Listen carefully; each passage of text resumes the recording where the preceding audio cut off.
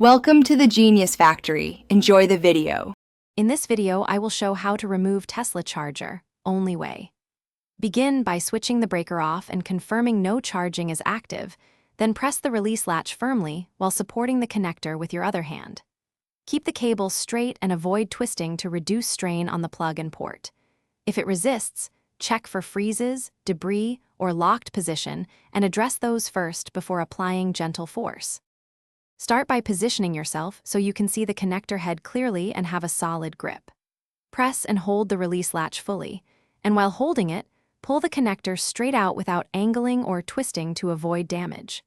If the plug sticks, apply steady, gentle wiggling while you keep pressure on the latch, and check for any visible obstructions or ice that might be preventing release. If you're finding this video helpful, please subscribe and tap like to support the channel. Quick recommendation. The Kindle Paperwhite is perfect for reading while you wait at charging stops. It's lightweight and easy to carry in your glove box.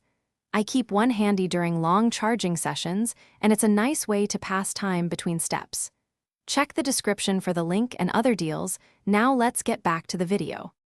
If removal fails, check the car to ensure the port is unlocked using the touchscreen or app, then try again. For frozen connectors, use a warm cloth and allow gradual thawing rather than hot water, which can harm seals. Examine the connector pins and seals for dirt or damage and clean them carefully with a dry cloth. If any part looks compromised, stop and consult a technician to avoid creating a larger problem. Thanks for watching. If you found this helpful, don't forget to like and subscribe.